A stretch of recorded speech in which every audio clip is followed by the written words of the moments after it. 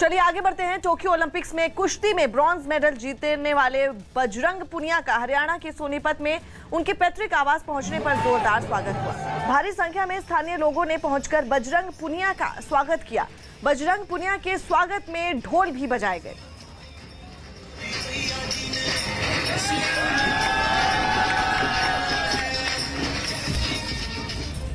वतन वापसी पर देश के पदक वीरों का भव्य स्वागत हुआ। दिल्ली के अशोक होटल में उन सभी खिलाड़ियों के सम्मान में कार्यक्रम रखा गया जिन्होंने टोक्यो ओलंपिक्स में देश के लिए मेडल जीते।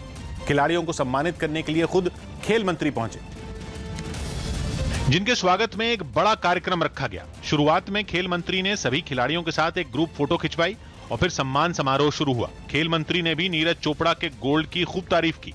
राष्ट्रगान टोक्यो में बज रहा था, लेकिन 135 करोड़ भारतीयों का सिर गर्व के साथ हिंदुस्तान और दुनिया के अलग अलग देशों में ऊंचा हो रहा। खेल मंत्री ने खिलाड़ियों का हौसला बढ़ाने के लिए प्रधानमंत्री की भूमिका का भी जिक्र किया। और अगर हमारी टीम कोई हार भी गई तो अगले इवेंट के बीच में बात करके मनोबल बढ़ाने का काम भी जिस देश का प्रधानमंत्री करता हो उसका नौजवान पीछे रुकने वाला नहीं। एक एक खिलाड़ी ने मंच पर पहुंचकर अपने अनुभव भी साझा किए। बजरंग पुनिया ने बताया कि सेमीफाइनल मुकाबले से पहले उनके घुटने में गंभीर चोट लगी थी। मैंने यही सोचा लास्ट बाउट है, अगर टूट भी जाएगा तो कोई नहीं, उसके बाद रेस्ट कर लेंगे और ये लास्ट बाउट है और ये जिंदगी बदल सकती है। हालांकि चोट के बावजूद बजरंग पुनिया ब्रॉन्ज मेडल के लिए हुआ मुकाबला जीतने में कामयाब हो गए। लेकिन एयरपोर्ट पर पहुंचने के बाद सबसे खास स्वागत हुआ देश के गोल्डन बॉय नीरज चोपड़ा का। एयरपोर्ट पर ही लोगों में उनके साथ फोटो खिंचवाने की होड़ लग गई और भारी भीड़ के बीच सुरक्षाकर्मी उन्हें निकालकर बाहर लाने के लिए मेहनत करते रहे। हालांकि ऐसे लोगों की भी कमी नहीं रही जो सुरक्षा घेरे के बावजूद देश के स्टार एथलीट नीरज चोपड़ा के करीब भी पहुंचे और उनके साथ सेल्फी लेने में कामयाब भी हो गए। भारी भीड़ के बीच नीरज चोपड़ा जब एयरपोर्ट के बाहर पहुंचे तब भी पत्रकारों की भीड़ उनका इंतजार कर रही थी। नीरज चोपड़ा ने अपना गोल्ड मेडल पत्रकारों को दिखाया और आगे बढ़ गए। सुरक्षा कर्मियों ने भीड़ के बीच से निकालकर उनकी गाड़ी तक पहुंचाने में कामयाब हो गए। अशोक होटल में भी नीरज के स्वागत के लिए खास तैयारी थी। नीरज के पहुंचते ही ढोल बजने लगे। होटल में भी नीरज भीड़ से घिरे रहे। नीरज को उम्मीद है कि आने वाले ओलंपिक खेल भारत के लिए और भी सफल साबित होंगे। टोक्यो में बहुत अच्छा रहा है और आशा करते हैं कि और अच्छी स्पोर्ट रही एथलीट्स को सभी गेम्स में अपना भारत का झंडा ऊपर जाएगा। नीरज चोपड़ा केवल दूसरे ऐसे एथलीट हैं जिन्होंने ओलंपिक खेलों में किसी इंडिविजुअल स्पोर्ट में भारत को गोल्ड मेडल दिलाया हो। हालांकि जलवा हॉकी में मेडल दिलाने वालों का भी कम नहीं रहा। अशोक होटल में खास तौर पर हॉकी टीम के लिए केक का इंतजाम किया गया और पूरी हॉकी टीम एक साथ एक बड़े से केक के सामने पहुंच गई। केक पर कांग्रेचुलेशंस ब्रॉन्ज मेडलिस्ट लिखा गया। केक काटते वक्त हॉकी एसोसिएशन से जुड़े अधिकारी और बाकी स्टाफ भी मौजूद रहा। इसके बाद महिला हॉकी टीम के लिए भी केक का इंतजाम किया गया। भारतीय महिला हॉकी टीम ओलंपिक खेलों के इतिहास में पहली बार सेमीफाइनल मुकाबला खेलने में कामयाब हुई। इसके अलावा मेडल दिलाने वाले पहलवानों का भी भव्य स्वागत हुआ। एयरपोर्ट से अशोक होटल तक के पूरे सफर में पहलवान रवि दहिया एक खुली गाड़ी में सवार रहे। उनके साथ तिरंगा झंडा भी लहराता रहा। होटल में भी उनका शानदार स्वागत हुआ। हालांकि मेडल जीतने से चूकने वाले पहलवान दीपक पुनिया कुछ निराश जरूर दिखे। थोड़ी 5 सेकंड में लास्ट में चूक होगी। जीत का जश्न भाई साहब 2024 टोक्यो पेरिस के बाद ही होगा। ब्रॉन्ज मेडल जीतने वाली मुक्केबाज लवलीना भी एयरपोर्ट पर बेहद खुश नजर आईं। प्रधानमंत्री मोदी आज प्रधानमंत्री उज्ज्वला योजना के दूसरे चरण की शुरुआत करेंगे। पीएम मोदी दोपहर 12:30 बजे उत्तर प्रदेश के महोबा में प्रधानमंत्री उज्ज्वला योजना के दूसरे चरण का वीडियो कॉन्फ्रेंस के जरिए शुरुआत करेंगे। इस मौके पर लाभार्थियों को रसोई गैस के कनेक्शन देंगे और इसके साथ ही इस दौरान पीएम मोदी उज्ज्वला के लाभार्थियों से बातचीत भी करेंगे। महंगाई और बेरोजगारी के खिलाफ कांग्रेस के छात्र संगठन एनएसयूआई ने मध्य प्रदेश के कई शहरों में प्रदर्शन किया। इसकी कुछ तस्वीरें सतना से भी सामने आई जहां प्रदर्शनकारी बीजेपी दफ्तर का घेराव करने पहुंच गए, लेकिन पुलिस ने वहां पहले से ही बैरिकेड लगा रखे थे, जिन्हें देखकर एनएसयूआई के कार्यकर्ता भड़क गए। उन्होंने बीजेपी के दफ्तर में जाने के लिए पूरा जोर लगा दिया, जिसकी वजह से पुलिस और उनके बीच धक्का मुक्की शुरू हो गई। इसके बाद भी प्रदर्शनकारी जब वहां से हटने को तैयार नहीं हुए तो उन पर पानी की बौछार की गई। हालांकि इस कार्रवाई के बावजूद एनएसयूआई के कार्यकर्ता वहीं डटे रहे। पानी की बौछार को सहते हुए उन्होंने ताली बजाते हुए अपना विरोध जारी रखा। हालात बिगड़ते देख पुलिस ने कई प्रदर्शनकारियों को हिरासत में लेना शुरू कर दिया। जैसे उन्होंने बैरिकेड पे चढ़ने की कोशिश की, उसको तोड़ने की कोशिश की तो उनको रोका गया। इसके बाद भी बीजेपी दफ्तर के बाहर काफी देर तक हंगामा होता रहा। टोक्यो ओलंपिक्स में कुश्ती में सिल्वर मेडल जीतकर भारत लौटे रवि दहिया ने न्यूज 18 से एक्सक्लूसिव बातचीत में कहा कि गोल्ड नहीं आने का उन्हें काफी दुख था, लेकिन देश में जिस तरह से स्वागत हुआ इससे वो काफी खुश हैं। रजत पदक विजेता रवि दहिया इस वक्त हमारे साथ है। रवि जी, कैसा महसूस कर रहे हैं? लग रहा है भैया, बहुत खुशी का मौका है और बहुत सबका बहुत बहुत धन्यवाद। सबकी नजर आप पे है और अब आने वाले दिनों में, आने वाले वर्षों में क्या उम्मीद है? देखो जी, अभी जितनी उम्मीद कर रहे हैं हम उससे ज्यादा प्रैक्टिस करेंगे और देश का नाम रोशन करेंगे। क्या मन में चल रहा था जब आप उतरे थे और रजत पदक हासिल किया? मन में क्या चल रहा था और गोल्ड वाला जो मुकाबला था उसमें क्या चल रहा था? देखो अच्छा था, हम ये पहले ही सोच के गए थे कि हमें देश के लिए मेडल जीतना है और गोल्ड का मुकाबला हम लूज हो गए, उसके लिए मतलब थोड़ा दुख था, पर अभी वो कभी कुछ है हम उसके बाद हम बिल्कुल। एक अंतिम सवाल करूंगा, रजत इस बार तो आप लोगों ने रिकॉर्ड टैली लाई है टोक्यो ओलंपिक में, मकसद क्या है कि आगे पेरिस की बात करें, लॉस एंजलिस की बात करें, क्या करना चाहिए कि हम लोग ज्यादा मेडल टैली जीतें? देखो जी, हम अभी हमारा सिस्टम है जो प्रधानमंत्री मोदी इतना अच्छा चीयर फॉर इंडिया चला रहे हैं तो उससे काफी अच्छा लग रहा है और हमारा देश आगे जाएगा। 2024 में हम इससे 2 गुने कम से कम 3 गुने मेडल जीतेंगे और इससे इस तरीके से हम बहुत आगे जाएंगे और आगे एक दिन हम सबसे 1 नंबर पे आएंगे। बिल्कुल, तो रवि दहिया के हौसले बुलंद है रजत पदक जीतने के बाद और कह रहे हैं कि आगे और आगे जाएंगे, भारत अंक और पदक तालिका में ऊपर जाएगा।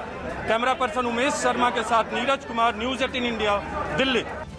ग्रीस के जंगलों में लगी आग अब रिहायशी इलाकों में फैलकर तबाही मचा रही है। वहां के कई जंगल पिछले 1 हफ्ते से सुलग रहे हैं, लेकिन तेज हवाओं और गर्म मौसम की वजह से आग को अब तक नहीं बुझाया जा सका और वो बेकाबू होकर रिहायशी इलाकों की तरफ फैलने लगी। सबसे डराने वाली तस्वीरें तो एविया नाम के इलाके से सामने आई, जहां एक बस्ती आग से घिरी नजर आई।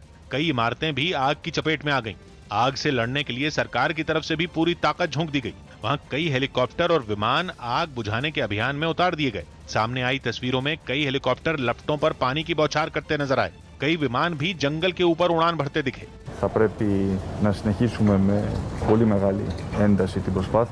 लेकिन तमाम कोशिशों के बाद भी आग को रोका नहीं जा सका। उससे निकलने वाले धुएं ने पूरे इलाके को ढक लिया। कुछ भी दिखाई देना मुश्किल हो गया। धुएं और लपटों की वजह से आसमान भी गहरे नारंगी रंग में रंगा नजर आया। हालात बिगड़ते देख कई इलाकों को खाली कराना पड़ा। समंदर किनारे मौजूद कई लोग नावों और जहाज की मदद से सुरक्षित ठिकानों की तरफ जाते नजर आए। दिल्ली के नंदनगरी इलाके से एक हैरान करने वाला वीडियो सामने आया। वहां सिविल डिफेंस के लोगों पर दिल्ली पुलिस के एसीपी से बदसलूकी करने का आरोप लगा, जिसका वीडियो वायरल होते ही दिल्ली पुलिस ने मामला दर्ज कर लिया। बताया गया कि सिविल डिफेंस की एक टुकड़ी नाकेबंदी पर जांच कर रही थी, जिसकी वजह से सड़क पर लंबा जाम लग गया। जब इस जैम में फंसे दिल्ली पुलिस के एसीपी ने इसकी वजह पूछी तो वो उनसे बहस करने लगे। इसके बाद विवाद गर्मा गया और ये तू मैं काफी देर तक चलती रही, जिसके बाद वहां और लोग भी इकट्ठा हो गए। लोगों का आरोप है कि सिविल डिफेंस के कर्मचारी ऐसे ही आम जनता से मनमाने ढंग से पेश आते हैं, जिसकी शिकायत कई बार पहले भी की गई है। कोरोना संकट के बीच मुंबई में समाजवादी पार्टी के विधायक अबू आजमी को जन्मदिन के मौके पर जश्न मनाना महंगा पड़ गया। उनके खिलाफ नियमों के उल्लंघन के मामले में शिवाजी नगर पुलिस स्टेशन में एफआईआर दर्ज हो गई, जिसकी वजह है जश्न की ये तस्वीरें, जहां लोगों की भीड़ के बीच एक बग्घी दिखाई दी, जिस पर काला चश्मा लगाए सवार थे समाजवादी पार्टी के विधायक अबू आजमी, जबकि उनके स्वागत में धुआंधार गाना बजाकर समर्थक उनकी सलामती की दुआएं मांगते दिखे। जन्मदिन पर समर्थकों का जोश बहुत हाई था, इतना कि मास्क लगाना तो दूर, सोशल डिस्टेंसिंग का भी कोई ख्याल नहीं रखा गया। एक मोटरसाइकिल पर 3-3 लोग लदे थे। कार्यकर्ताओं ने पहले पटाखों से अपने नेता का स्वागत किया और फिर मोटरसाइकिलों का एक बहुत बड़ा हुजूम रैली की शक्ल में निकल पड़ा। शानो शौकत में कोई कमी न रह जाए, इसकी व्यवस्था भी पूरी थी। एक उत्साही कार्यकर्ता अबू आजमी की बग्घी पर चढ़ा और उन्हें तलवार थमा दी। इसके बाद विधायक ने म्यान से तलवार निकालकर लहराई और मुंबई की सड़कों पर अबू आजमी के जन्मदिन का जश्न मनाने जुलूस निकल पड़ा। इन सभी लोगों में किसी ने भी न तो हेलमेट पहना था और न ही किसी ने नियम कायदे की कोई परवाह की। लिहाजा कोरोना नियमों की धज्जियां उड़ाने और सरेआम हथियार लहराने के आरोप में अबू आजमी और उनके 30 से ज्यादा समर्थकों पर एफआईआर दर्ज कर ली गई। जम्मू कश्मीर के उधमपुर से एक दिल दहलाने वाला वीडियो सामने आया। वहां एक ट्रक और कार की टक्कर में एक व्यक्ति की मौत हो गई। श्यामा प्रसाद मुखर्जी टनल में हुए इस हादसे का एक सीसीटीवी फुटेज भी सामने आया, जिसमें दिखा कि कार तेज रफ्तार से सड़क के दूसरी तरफ पहुंच गई और सामने से आते ट्रक से सीधे टकरा गई। ये टक्कर इतनी जोरदार थी कि कार के परखच्चे उड़ गए। हादसे में 2 लोग घायल हुए जबकि एक की मौत हो गई। कोरोना वैक्सीन से जुड़ी एक याचिका पर सुप्रीम कोर्ट ने केंद्र को नोटिस जारी कर जवाब मांगा। न्यूज़ 18 के एहतशाम खान की रिपोर्ट है कि एक याचिका में यह मांग की गई कि कोरोना वैक्सीन का ट्रायल कितने लोगों पर किया गया था और उसका क्या नतीजा आया, ये केंद्र सरकार सार्वजनिक करे। इस पर सुप्रीम कोर्ट ने केंद्र को नोटिस जारी कर जवाब मांगा। हालांकि कोर्ट ने यह साफ किया कि वो वैक्सीन के असर पर सवाल नहीं उठा रही और इस नोटिस का मतलब ये नहीं है कि कोर्ट को वैक्सीन पर किसी तरह का शक है। इसी याचिका में यह भी लिखा गया कि कुछ कंपनियां अपने कर्मचारियों पर वैक्सीन लगवाने के लिए दबाव बना रही हैं, जबकि कुछ ने तो सरकारी सुविधाएं लेने के लिए वैक्सीन जरूरी कर दी।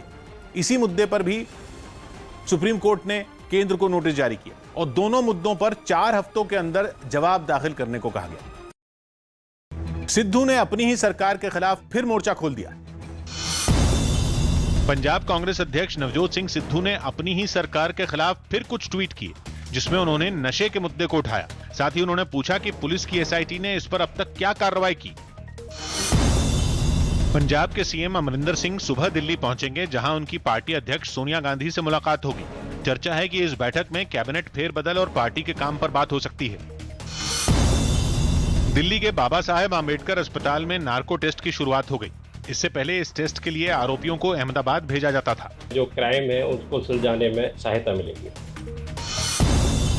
टेरर फंडिंग केस में एनआईए ने जम्मू कश्मीर में जमाते इस्लामी नाम के संगठन से जुड़े कई लोगों के ठिकानों पर छापे मारे। लेखक प्रसून जोशी ने भारतीय खिलाड़ियों के ओलंपिक्स में शानदार प्रदर्शन करने पर एक कविता सुनाई। स्वप्न करोड़ों सत्य हो रहे, अब उनका सत्कार करो। निकल पड़ा है भारत मेरा, अब तुम जय जयकार करो। दिल्ली के डिप्टी सीएम मनीष सिसोदिया ने बताया कि स्कूल खोलने पर कई छात्रों के माता पिता से बात की गई, जिसमें 65% ने स्कूल खोलने की वकालत की। हालांकि सिसोदिया के मुताबिक अभी स्कूल खोलने पर कोई फैसला नहीं हुआ है और इस पर आखिरी फैसला विशेषज्ञों के सुझावों के आधार पर ही किया जाएगा। स्कूलों के खोलने के लिए एक प्रोटोकॉल बनाया जाएगा।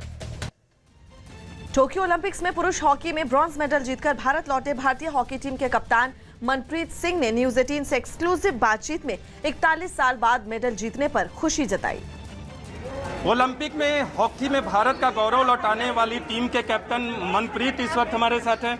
मनप्रीत, क्या कहेंगे? एक बड़ा गौरव आपने लौटाया है 41 सालों के बाद टीम को, क्या कहेंगे? सबसे पहले तो ये बताइए कि काफ़ी खुशी हो रही है क्योंकि टीम ने काफ़ी अच्छा प्रदर्शन दिखाया वहाँ पे। तो हम लोग आई थिंक कि पूरी टीम का ये डिजर्व करते थे कि हाँ कि मेडल इतने टाइम के बाद हम लोगों ने जो वेट था इतने टाइम हम लोगों ने तोड़ा है, तो बहुत ज़्यादा फील अच्छा हो रहा था। आपसे बहुत बात करने का मन है। आज जो आपका स्वागत किया गया 41 साल के बाद, आपने मैच तो कई खेले हैं, लेकिन कैसा महसूस हुआ भारतीय धरती पर आकर ब्रॉन्ज मेडल लाकर? सर, हम लोग जब वहाँ पे भी थे तो यही था कि हाँ कि जब वापस जाएंगे तो जो मेडल सेलिब्रेशन है वो हम लोग पूरे देशवासियों के साथ सेलिब्रेट करेंगे। वही हुआ कि जब हम लोग यहाँ पे पहुँचे तो बहुत अच्छा जो हमारा वेलकम हुआ, बहुत अच्छा लगा। पूरे देशवासियों के इतना प्यार और इतना विशेष हमारे साथ ही, तो यहाँ पे आके पूरे सभी के साथ सेलिब्रेट करके मज़ा आ गया। यूपी में गंगा और यमुना समेत तमाम नदियां गुस्से में हैं। लगातार हो रही बारिश के बाद ज्यादातर नदियां खतरे के निशान से ऊपर बह रही। यूपी के गोंडा में घाघरा नदी अब तक कई मकानों और इमारतों को अपनी चपेट में ले चुकी है। और एक स्कूल की इमारत के ढहने की तस्वीरें तो कैमरे में रिकॉर्ड भी हुई। घाघरा नदी किनारों को काटती हुई बह रही है, जिसकी वजह से एक स्कूल की इमारत के नीचे से पहले जमीन खिसकनी शुरू हुई। थोड़ी ही देर में छत से ईंटें नीचे गिरने लगी और देखते ही देखते इमारत ढह गई और नदी के साथ बह गई। ये स्कूल नदी के किनारे से काफी दूर बना था, लेकिन घाघरा का गुस्सा ऐसा है कि कई किलोमीटर तक नदी अपना विस्तार कर चुकी है। हमारे पीछे जो पीपल का पेड़ नदी में समाहित दिख रहा है, उसी पर स्कूल था, तो एकदम नदी में समाहित हो गया है। केवल एक स्कूल नहीं बल्कि कई घर भी स्कूल के पास बने हुए थे, जिनका अब कोई निशान भी बाकी नहीं बचा। सैकड़ों लोग अपने घर छोड़कर ऊंची जगहों पर जा चुके हैं। वहीं सबसे ज्यादा बेहाल इस वक्त प्रयागराज है, जहां लोगों के घर तक पानी में डूबे हैं। शहर में नावें चल रही हैं और फंसे हुए लोगों को निकालने की कोशिशें जारी हैं, क्योंकि पिछले कई दिनों से लोग घरों में ही फंसे हुए हैं। दूर दूर तक शहर में केवल पानी का साम्राज्य है। पानी के बीच बिजली के खंभों की कतार देखकर सड़क का अंदाजा लगाया जा रहा है। गंगा और यमुना दोनों बड़ी नदियां लगातार खतरे के निशान से ऊपर बनी हुई हैं। यमुना जी और गंगा जी का जल स्तर काफ़ी बढ़ रहा है और पर आवर 2 सेंटीमीटर के आसपास अभी जल स्तर बढ़ रहा है और इसके आगे भी बढ़ने की संभावना है। कई घर ऐसे हैं जो सैलाब से घिरे हैं। घरों में कैद लोगों को बचाने के लिए एनडीआरएफ की टीमें लगातार मेहनत कर रही हैं। मकान पूरी तरह से यहाँ पर डूबे हुए हैं और पहले से ही यहाँ जल पुलिस और एसडीआरएफ थी, लेकिन अब एनडीआरएफ को ही बुलाया गया है विशेष तौर पर, और जो तमाम लोग इन मकानों में फंसे हुए हैं उनको यहाँ पर रेस्क्यू किया जा रहा है। शहर में सैकड़ों परिवार राहत शिविरों तक पहुंच गए हैं। जो शिविरों तक नहीं गए हैं उनके सामने गृहस्थी बचाने का संकट है। घरों में बाल्टियां और बर्तन पानी में तैरते दिख रहे हैं। नदियों का पानी घरों में दाखिल हो चुका है, इसलिए सामान को घरों में ऊंची जगहों पर पहुंचाया जा रहा है। तो यहाँ हम लोगों ने शरणालय शुरू कर दिए हैं और यहाँ पर लगभग सब मिलाकर 300 परिवार आ चुके हैं, तो जहाँ हम लोगों ने किचन और की व्यवस्था कर रखी है। प्रयागराज का सबसे बड़ा संकट यह है कि अगले 2 दिन तक गंगा और यमुना के जलस्तर में कमी आने का अनुमान नहीं है। इसीलिए वाराणसी में भी लोगों को मुसीबत का एहसास होने लगा है, क्योंकि घाट पर बने ज्यादातर मंदिर पानी में डूब चुके हैं और घाटों पर न तो कहीं फर्श दिखाई दे रहा है, न ही कहीं सीढ़ियां, बल्कि मंदिर तक पानी में डूबे हैं। मंदिरों के पास के रिहायशी इलाकों में बसे लोगों को गंगा स्नान के लिए नदी तक जाने की जरूरत नहीं है, बल्कि गंगा नदी खुद उनके घरों तक पहुंच चुकी है। खतरे के निशान से गंगा काफी ऊपर है और नदी में थोड़ा सा पानी अगर और बढ़ा तो शहर में नुकसान बड़े पैमाने पर होगा। दशाश्वमेध घाट के सबसे ऊंचे मंदिर की है जो पूरी तरीके से गंगा में डूब गया है और यहाँ पर नाव खड़ी है। यहाँ पर ऊपर बैठकर लोग आरती देखते थे, यानी कि अब ना ऊपर बैठने की जगह बची है, न नीचे घाट और सीढ़ियां बची हैं। घरों की ऊपरी मंजिल पर जमा होकर बेबस लोग तबाही की तस्वीरें देख रहे हैं। लोगों को घाटों से दूर रहने की चेतावनी दी गई है और सुरक्षा के लिए जल पुलिस के जवान तैनात किए जा चुके हैं। और इसीलिए अब नदियों का यह गुस्सा सरकार की परेशानियां भी बढ़ाने लगा है। मुख्यमंत्री योगी आदित्यनाथ ने बाढ़ से बेहाल जिलों का हवाई दौरा किया और हेलीकॉप्टर में बैठकर तबाही का हाल जाना। मुख्यमंत्री के हेलीकॉप्टर से ली गई तस्वीरों में साफ दिखा कि कैसे शहर के शहर पानी में डूब चुके हैं। ऊंची ऊंची इमारतें पानी में डूबी हुई हैं। खेत, मैदान, सड़कें, सब कुछ पानी में समा चुका है। मुख्यमंत्री हेलीकॉप्टर में बैठकर बाढ़ के हालात देखते रहे। इसके बाद वो औरैया के एक बाढ़ राहत शिविर में भी पहुंचे, जहां उन्होंने बाढ़ से बेहाल लोगों को राहत सामग्री दी। वहीं उन्होंने अधिकारियों के साथ एक बैठक भी की, जिसमें जल्द से जल्द लोगों तक राहत पहुंचाने के निर्देश दिए गए। इसके साथ ही एनडीआरएफ, एसडीआरएफ और पीएसी को भी लोगों की मदद के लिए रेस्क्यू ऑपरेशन तेज करने के निर्देश दिए गए। अभी तक की जानकारी के मुताबिक यूपी सरकार ने लोगों की मदद के लिए पूरे राज्य में कुल 828 बाढ़ राहत शिविर बनाए हैं। इसके अलावा 976 बाढ़ चौकियां बनाई हैं, जिनसे लोग बाढ़ से हो रही तकलीफों में मदद मांग सकते हैं। फंसे हुए लोगों को निकालने के लिए 1000 से ज्यादा नावें चलाई जा रही हैं, जबकि 400 से ज्यादा मेडिकल टीमों की तैनाती भी की गई है, ताकि बाढ़ की वजह से किसी को भी स्वास्थ्य से जुड़ी कोई परेशानी न हो। वहीं बाढ़ से बेहाल जिलों में अफसरों को तुरंत बाढ़ कंट्रोल रूम बनाने के निर्देश भी दिए गए हैं। जम्मू कश्मीर के किश्तवाड़ में पुलिस ने 2 आतंकियों को गिरफ्तार कर लिया। बताया गया कि पकड़े गए दोनों आतंकी हाल ही में आतंकी संगठन हिजबुल मुजाहिदीन में शामिल हुए थे, जिन्हें पकड़ने के लिए सुरक्षा बल ने तलाशी अभियान चलाया। ऐसा बताया जा रहा है कि ये दोनों 5 अगस्त से लापता थे और एक बड़े हमले की फिराक में थे, लेकिन उससे पहले ही उन्हें गिरफ्तार कर लिया गया। इन दोनों आतंकियों के पास से कई हथियार भी बरामद हुए हैं। कोरोना से जूझ रहे थाईलैंड में सरकार के खिलाफ प्रदर्शन कर रहे लोगों की पुलिस से हिंसक झड़प हो गई। प्रदर्शनकारियों ने प्रधानमंत्री पर कोरोना से निपटने में नाकाम रहने का आरोप लगाया और राजधानी बैंकॉक की सड़कों पर उतर आए। लेकिन प्रधानमंत्री के आवास की तरफ बढ़ रहे इन लोगों को पुलिस ने रास्ते में ही रोक दिया। इससे प्रदर्शनकारियों का गुस्सा और भड़क गया और वो पुलिस से ही भिड़ गए। देखते ही देखते ये प्रदर्शन हिंसक झड़प में बदल गया। हेलमेट और मास्क पहने प्रदर्शनकारियों ने पुलिस वालों पर पत्थर बरसाने शुरू कर दिए। जवाब में पुलिस ने भी जमकर आंसू गैस के गोले दागे। आंसू गैस के इतने गोले दागे गए कि पूरा इलाका उसके धुएं से भर गया, लेकिन इसके बावजूद प्रदर्शनकारियों पर कोई फर्क नहीं पड़ा। वो पीछे हटने के बजाय पुलिस से टकराते रहे। लोगों को खदेड़ने के लिए उन पर पानी की बौछार भी की गई, लेकिन ये तरीका भी बेकार साबित हुआ। कई बार तो प्रदर्शनकारी पुलिस पर भारी पड़ते नजर आए। इस झड़प में कई प्रदर्शनकारी घायल हो गए, जबकि कुछ पुलिस वालों को भी चोटें आईं। ओलंपिक्स में नीरज चोपड़ा की गोल्डन जीत का असर। गुजरात में नीरज के नाम का कमाल दिख रहा है। भारत के गोल्डन बॉय नीरज चोपड़ा के नाम की बहार है। ओलंपिक्स में गोल्डन जीतने वाले नीरज की इस कामयाबी से कुछ लोग इस कदर खुश हैं कि नीरज नाम के लोगों ने तो कई तरह के तोहफे दे रहे हैं। नीरज चोपड़ा टोक्यो ओलंपिक्स में देश को एथलेटिक्स का पहला गोल्ड दिलाकर हर दिल अजीज बन गए। हर कोई अपने सुपर हीरो पर अपने अपने तरीके से प्यार लुटाने को बेताब है, जिसकी बानगी नजर आई गुजरात में। यहाँ तो लोगों का प्यार, मान और सम्मान पाने के लिए नीरज नाम ही काफी है। यकीन दिलाने के लिए आपके सामने है ये तस्वीर जो गुजरात के भरूच जिले से आई। यहाँ पेट्रोल पंप पर कतार लगाकर खड़े ये तमाम लोग नीरज हैं। जी हाँ, इन सभी ग्राहकों का नाम नीरज है और ये इनके नाम का ही कमाल है कि पेट्रोल पंप का मालिक इन लोगों पर अपना प्यार लुटा रहा है और सभी को 5 लीटर पेट्रोल फ्री दिया जा रहा है। दरअसल ओलंपिक्स में जेवलिन थ्रो में भारत को गोल्ड जिताने वाले नीरज चोपड़ा के सम्मान में पेट्रोल पंप मालिक ने शनिवार शाम से लेकर रविवार शाम 5 बजे तक नीरज नाम के सभी लोगों को पेट्रोल फ्री दिया।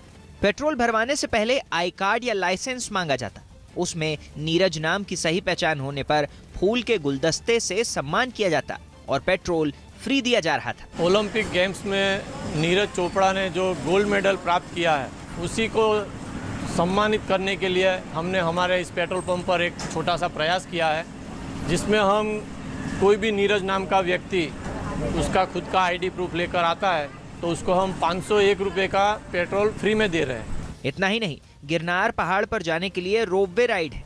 यहाँ रोपवे चलाने वाली कंपनी ने भी नीरज नाम के हर शख्स को 20 अगस्त तक फ्री राइड देने का ऐलान किया है, जबकि गिरनार पहाड़ पर रोपवे राइड का टिकट 700 रुपए प्रति व्यक्ति है। नीरज के नाम का ये बोलबाला इस बात को भी साबित कर देता है कि आम हिंदुस्तानी टोक्यो ओलंपिक्स में नीरज चोपड़ा की इस कामयाबी से किस कदर खुश है। उसकी खुशियों का कोई ठिकाना ही नहीं है। हर कोई अपने अपने तरीके और हैसियत से इस खिलाड़ी का सम्मान कर लेना चाहता है, जिसकी बदौलत आज उसे भारतीय होने के नाम पर गर्व हो रहा है और वो इस सम्मान के यज्ञ में अपने हिस्से की आहुति कुछ इस तरह से दे देना चाहता है। गुजरात के भरूच में नीरज नाम के किसी भी शख्स पर खुशियों और स्कीमों की बहार है। यहाँ नीरज नाम के इंसान को उड़न खटोला की राइड फ्री मिल रही है और इतना ही नहीं, सलोन में भी ये नीरज स्कीम लागू नजर आई। महाराष्ट्र के नाला सोपारा से चौंकाने वाला एक वीडियो सामने आया जिसमें एक शख्स के जन्मदिन को कुछ इस तरह मनाया गया कि कोरोना नियमों को पूरी तरह ताक पर रख दिया गया। जन्मदिन की इस पार्टी का वीडियो वायरल होने के बाद पुलिस भी एक्शन में आ गई, क्योंकि जो वीडियो सामने आया उसमें कुछ लोगों ने बीच सड़क पर एक शख्स का जन्मदिन मनाया। कई केक कटवाए गए, लेकिन इस दौरान किसी ने भी ये ध्यान नहीं रखा कि कोरोना अभी हमारे बीच ही है, कहीं गया नहीं है। न उन्होंने मास्क लगाया और वहां एक दूसरे से दूरी बनाने का नियम तो दूर दूर तक कहीं नजर नहीं आया। इससे पहले जिस शख्स का जन्मदिन था वो किसी सुपरस्टार की तरह गाड़ी के सनरूफ से बाहर निकला। जन्मदिन के जश्न के दौरान उस व्यक्ति के स्वागत के लिए आतिशबाजी की गई। उसे कंधे पर बैठाकर केक काटने की जगह तक ले जाया गया। एक दूसरे से मुलाकात का दौर शुरू हुआ, हाथ मिलाकर हालचाल जाना गया। आखिर में वो लोग सेल्फी लेना और ग्रुप में फोटो सेशन करना भी नहीं भूले। वहीं पुलिस ने इस वीडियो के सामने आने के बाद 35 लोगों के खिलाफ केस दर्ज कर लिया। राजस्थान के बारां से चौंकाने वाली तस्वीरें सामने आई है। वहां बाढ़ में एक पुलिया पूरी तरह से बह गई, जिसके बाद गांव तक सामान पहुंचाने के लिए वहां के लोग आगे आए और नदी के बीच एक कतार में खड़े हो गए। ये लोग जरूरी सामान को एक छोर से दूसरे छोर तक ले जाते हुए दिखाई दिए। बताया गया कि ये पुल 18 गांव के लोगों के लिए शहर जाने का जरिया था, जिसके बहने के बाद उनकी जिंदगी ठप पड़ गई। लिहाजा इससे निजात पाने के लिए लोगों ने बोरियों में सामान भरकर एक दूसरे की मदद से गांव तक पहुंचाया। संसद में पिछले 3 हफ्तों से जारी गतिरोध के बीच विपक्ष एक बिल पर सरकार के साथ आ गया है। न्यूज 18 के विक्रांत यादव की रिपोर्ट है कि राज्यों को ओबीसी समुदाय की लिस्ट बनाने का अधिकार वापस देने वाले संविधान संशोधन विधेयक पर सरकार को विपक्ष का साथ मिलेगा। इस बिल को केंद्र सरकार लोकसभा में सुबह पेश करेगी। खबर है कि यह बिल ओबीसी समुदाय से जुड़ा है, इसलिए विपक्ष इस पर सरकार का समर्थन करने के लिए तैयार है। हालांकि विपक्षी पार्टियों ने यह भी साफ किया कि पेगासस समेत दूसरे मुद्दों पर उनका विरोध जारी रहेगा। माना जा रहा है कि इस बिल पर चर्चा के दौरान विपक्षी दल आरक्षण की सीमा पर लगे 50% की रोक को हटाने के पक्ष में अपनी बात रख सकते हैं। वहीं बीजेपी ने अपने सभी सांसदों को लोकसभा में अगले 3 दिनों तक मौजूद रहने के लिए व्हिप जारी किया। जासूसी कांड पर रक्षा मंत्रालय ने संसद में लिखित जवाब दिया। पेगासस जासूसी कांड पर जारी घमासान के बीच रक्षा मंत्रालय ने राज्यसभा में बताया कि एनएसओ ग्रुप के साथ पैसों का कोई लेन देन नहीं हुआ। पेगासस इजरायल की इसी कंपनी एनएसओ का सॉफ्टवेयर है जिसके जरिए जासूसी का आरोप लग रहा है। जम्मू कश्मीर के पुंछ में सुरक्षा बल ने सर्च ऑपरेशन के दौरान काफी हथियार बरामद किए। बताया गया कि ये हथियार एलओसी के पास छिपाकर रखे गए थे। गुजरात के अमरेली में एक तेज रफ्तार ट्रक झुग्गियों में घुस गया जिससे 9 लोगों की मौत हो गई, साथ ही 4 लोग घायल हो गए। इस हादसे के बाद राज्य सरकार ने मरने वाले लोगों के परिवारों को 4-4 लाख रुपए का मुआवजा देने का ऐलान किया। जो क्रेन छोड़ के भग रहा था उसको उसी मौके पर पहुंची हुई पुलिस ने उसको पकड़ लिया था। कांग्रेस ने गोवा और मणिपुर विधानसभा चुनावों के लिए ऑब्जर्वर नियुक्त कर दिया। पार्टी ने गोवा के लिए पी चिदम्बरम को और मणिपुर के लिए जयराम रमेश को ऑब्जर्वर बनाया। सुप्रीम कोर्ट ने धनबाद जज मौत केस में सीबीआई को हर हफ्ते झारखंड हाईकोर्ट में रिपोर्ट दाखिल करने के निर्देश दिए। दिल्ली पुलिस ने नवीन कुमार नाम के डॉक्टर को गिरफ्तार कर लिया। आरोप है कि इस डॉक्टर ने पुणे के मेडिकल कॉलेज में एमबीबीएस में एडमिशन दिलाने के नाम पर लाखों रुपए की ठगी की थी। पश्चिम बंगाल की मुख्यमंत्री ममता बनर्जी विश्व आदिवासी दिवस मनाने के लिए झाड़ग्राम पहुंची, जहां उन्होंने कुछ आदिवासी समुदाय की महिलाओं के साथ डांस भी किया। ममता बंदोपाध्याय निजेई। यूपी में सुहेलदेव भारतीय समाज पार्टी के अध्यक्ष ओम प्रकाश राजभर ने फिर समाजवादी पार्टी के साथ गठबंधन करने के संकेत दिए। अखिलेश को सीएम बनना चाहिए हमारी सोच से। राहुल गांधी 2 दिन के दौरे पर जम्मू कश्मीर पहुंच गए। इस दौरान श्रीनगर एयरपोर्ट पर कई पार्टी नेताओं और कार्यकर्ताओं ने उनका स्वागत किया। छत्तीसगढ़ के कोरबा में एक सांप के घर में घुसने से हड़कंप मच गया, जिसके बाद इसे पकड़कर जंगल में छोड़ दिया गया। कोरोना के नए मरीजों की संख्या में कमी आने के बाद दिल्ली में सभी साप्ताहिक बाजारों को खोल दिया गया। कोरोना की दूसरी लहर आने के बाद इन बाजारों को बंद कर दिया गया था। दिल्ली में लॉकडाउन के बाद लगातार अनलॉक की प्रक्रिया चल रही है और उस दौरान अब साप्ताहिक बाजार भी आज से खुल गए हैं। बाजार खुलने के बाद ज्यादातर जगहों पर इक्का दुक्का खरीदार ही नजर आए, लेकिन फिर भी दुकानदारों के चेहरे पर राहत दिखाई दी। खुले रहे तो हमारा कुछ आगे अच्छा रहेगा। हालांकि कोरोना नियमों का पालन नहीं होने पर बाजार फिर से बंद करने की भी चेतावनी दी गई, जिसके बाद दुकानदार भी सावधान नजर आए। जो भी मास्क पहन के नहीं आएंगे उनको मना कर देंगे कि आप मास्क पहनो, जब भी सामान हम आपको देंगे। अमेरिका के ओरेगन से एक हैरान करने वाला वीडियो सामने आया। वहां एक रोबोट ने 5 किलोमीटर की दौड़ पूरी कर रिकॉर्ड बना लिया। 2 पैरों पर चलने वाला ये रोबोट ओरेगन स्टेट यूनिवर्सिटी ने बनाया है, जिसे ट्रायल के बाद इस रेस के लिए सड़क पर उतारा गया। जैसे ही रोबोट को इशारा मिला, उसने चलना शुरू कर दिया। इंसानों की तरह चल रहे इस रोबोट ने जल्द ही दौड़ना शुरू किया। आर्टिफिशियल इंटेलिजेंस से लैस इस रोबोट ने खुद ही रास्ता ढूंढा और सामने से आ रहे लोगों का ध्यान भी रखा। इस दौरान उसने 5 किलोमीटर तक की दूरी तय की और एक नया इतिहास रच दिया। पंजाब पुलिस ने पाकिस्तान की बड़ी साजिश का पर्दाफाश कर दिया। अमृतसर के एक गांव में सर्च ऑपरेशन के दौरान पुलिस ने 5 हैंड ग्रेनेड समेत एक टिफिन बॉक्स में आईईडी और कई कारतूस बरामद किए, जिसके बाद पंजाब पुलिस एक्शन में आ गई और उस इलाके को छावनी में तब्दील कर दिया गया। मामले की गंभीरता को देखते हुए पुलिस के बड़े अधिकारी भी वहां पहुंच गए। यही नहीं, जहां से पुलिस को हथियारों का ये जखीरा बरामद हुआ, उसके आसपास तलाशी अभियान में तेजी ला दी गई।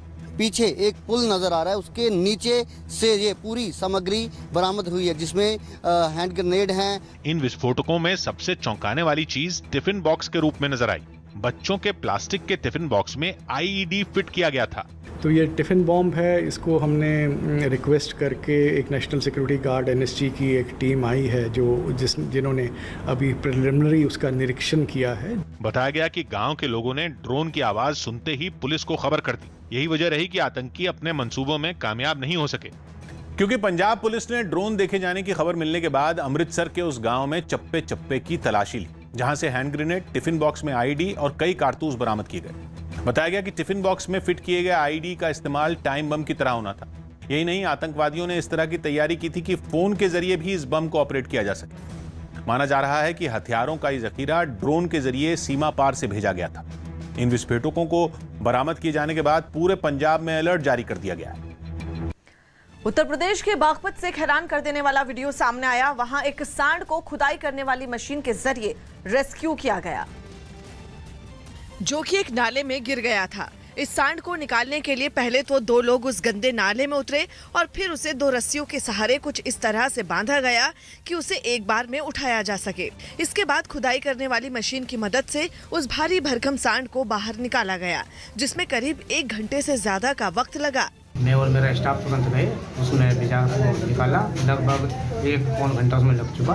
सांड को नाले से निकालने में नगर निगम का साथ एक सामाजिक संस्था ने भी दिया। इस दौरान वहां लोगों की भीड़ भी जुटी रही।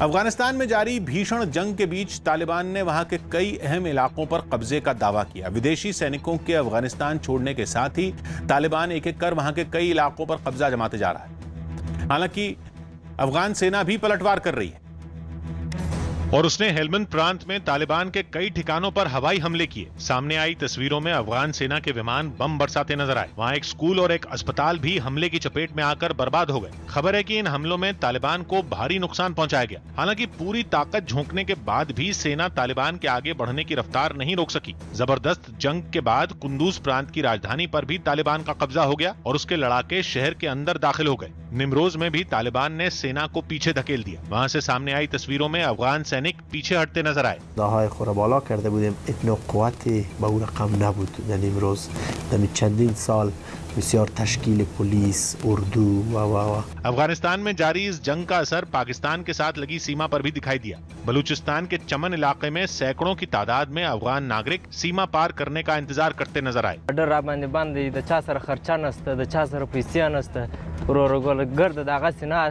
पाकिस्तान के साथ वीजा नियमों पर हुए विवाद के बाद तालिबान ने अपने कब्जे वाली सीमाओं को बंद कर दिया, जिसका जरूरी चीजों की सप्लाई पर भी बुरा असर पड़ा।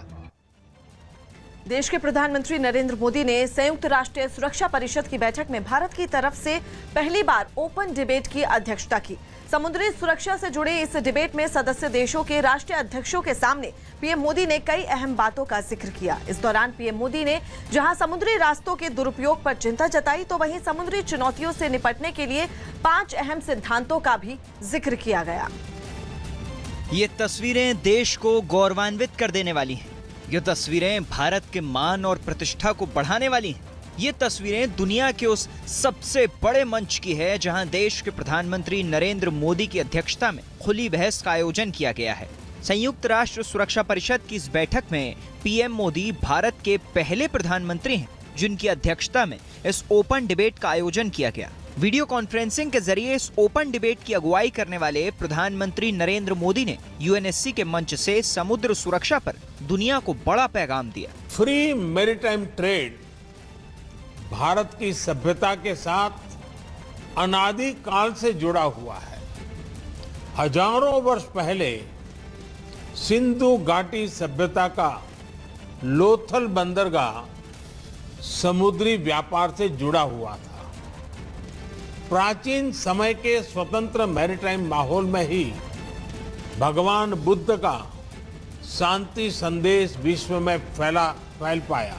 इस दौरान पीएम मोदी ने समुद्र और भारतीय संस्कृति के तालमेल और आपसी जुड़ाव का भी जिक्र किया। समंदर हमारी साझा धरोहर है। हमारे समुद्री रास्ते इंटरनेशनल ट्रेड की लाइफलाइन है और सबसे बड़ी बात यही है कि ये समंदर हमारे प्लेनेट के भविष्य के लिए बहुत महत्वपूर्ण है। इतना ही नहीं, पीएम मोदी ने इस दौरान समुद्री सुरक्षा से जुड़े सिद्धांतों का भी जिक्र किया। इस मंथन को स्ट्रक्चर देने के लिए मैं आपके समक्ष 5 मूलभूत सिद्धांत रखना चाहूंगा। पहला सिद्धांत, हमें मैरीटाइम ट्रेड में बैरियर्स हटाने चाहिए। दूसरा सिद्धांत, मैरीटाइम डिस्प्यूट्स का समाधान शांतिपूर्ण और अंतर्राष्ट्रीय कानून के आधार पर ही होना चाहिए। तीसरा सिद्धांत, हमें प्राकृतिक आपदाओं और नॉन स्टेट एक्टर्स इनके द्वारा पैदा किए गए मैरीटाइम थ्रेट्स का मिलकर सामना करना चाहिए। चौथा सिद्धांत, हमें मैरीटाइम एनवायरनमेंट और मैरीटाइम रिसोर्सेज को संजोकर रखना होगा। पांचवा सिद्धांत, हमें रिस्पॉन्सिबल मैरीटाइम कनेक्टिविटी को प्रोत्साहन देना चाहिए। संयुक्त राष्ट्र सुरक्षा परिषद की अध्यक्षता पहली बार भारत कर रहा है। 1 अगस्त से भारत को ये जिम्मेदारी मिली है। इस सुरक्षा परिषद में सिर्फ 5 देश अमेरिका, रूस, चीन, फ्रांस और ब्रिटेन इसके स्थायी सदस्य हैं। 2 साल के लिए भारत इसमें अस्थायी सदस्य के तौर पर शामिल हुआ है। ऐसे में पूरी दुनिया की नजरें प्रधानमंत्री नरेंद्र मोदी की अध्यक्षता में हो रही इस ऐतिहासिक बैठक पर लगी हुई थी। पीएम मोदी ने अपने संबोधन में अंतर्राष्ट्रीय शांति और सुरक्षा उपायों को लेकर एक बड़ा और ऐतिहासिक संदेश दिया। यूएनएससी की इस ओपन डिबेट में पीएम मोदी ने सदस्य देशों के सामने समुद्री सरहद और व्यापार के फायदों को भी समझाने की कोशिश की। भारत ने इसी समझ और मैच्योरिटी के साथ अपने पड़ोसी देश बांग्लादेश के साथ अपनी मैरीटाइम बाउंड्री को सुलझाया है। इसके अलावा भी पीएम मोदी ने शांति, सुरक्षा और सौहार्द से जुड़े मुद्दों पर अपनी बात रखी। पंजाब के लुधियाना से हैरान करने वाली कुछ तस्वीरें सामने आई। वहां जन्मदिन की एक पार्टी में तेज आवाज में गाने बजाने की वजह से हंगामा खड़ा हो गया। बताया गया कि जब पड़ोसियों ने इस पर आपत्ति जताई तो पार्टी में शामिल कुछ लड़कों ने उन पर हमला कर दिया, जिसकी सीसीटीवी फुटेज भी सामने आई, जिसमें साफ दिखा कि बिना शर्ट के कुछ लड़के एक घर के बाहर कुछ लोगों से मारपीट पर उतारू हो गए। उन्होंने न ये देखा कि सामने कोई महिला है या बच्चा, बस मारपीट जारी रखी। यहाँ तक कि वो उस घर के अंदर भी घुस गए और सीढ़ियों से ऊपर जाते दिखे। इससे पहले वो गानों की तेज आवाज पर बीच सड़क पर नाचते भी दिखाई दिए। जैसे तैसे उस परिवार के सदस्यों ने अपनी जान बचाई, लेकिन उन्होंने उन लड़कों पर नशे में ऐसी हरकत करने का आरोप भी लगाया। रोड़े पत्थर बरसाए, पता नहीं हथियार भी सीगा कुछ, यानी कि मार रहे सी के मेरे बच्चे दे भी। जब ये मामला थाने पहुंचा तो पुलिस इस केस की जांच में जुट गई। वो उसी चीज वेरीफाई करे जेड़ा भी ਇਹਦੇ ਵਿੱਚ कानून अनुसार बनती कार्रवाई करांगे पर्चा दर्ज करके। इस हंगामे के दौरान कुछ लोगों को चोटें आईं। जल्द ही मेल एक्सप्रेस ट्रेनों की सूरत बदल सकती है। रेलवे की योजना है कि मेल एक्सप्रेस ट्रेनों को वंदे भारत ट्रेनों की तर्ज पर विकसित किया जाए। न्यूज 18 के चंदन जजवाड़े की रिपोर्ट है कि रेलवे की योजना मेल एक्सप्रेस ट्रेनों में लगने वाले डिब्बों का प्रोडक्शन धीरे धीरे कम करने की। ऐसे 5,500 डिब्बे हर साल बनाए जाते हैं, लेकिन अगले साल ऐसे केवल 1700 कोच ही बनाए जाएंगे। ऐसे डिब्बों की जगह रेल सेट ले लेंगे, यानी कोई एक डिब्बा नहीं बल्कि पूरी ट्रेन, यानी ठीक वैसे ही डिब्बे जैसे वंदे भारत ट्रेनों में लगे होते। इससे रेलवे का खर्च तो बढ़ जाएगा, लेकिन मेल एक्सप्रेस ट्रेनों की रफ्तार बढ़ाई जा सकेगी और इंजन की दिशा बदलने में लगने वाला वक्त भी कम हो जाएगा, जिससे समय की काफी बचत होगी। मैं हूं किशोर अजवाणी। आज की ताजा खबर जारी है।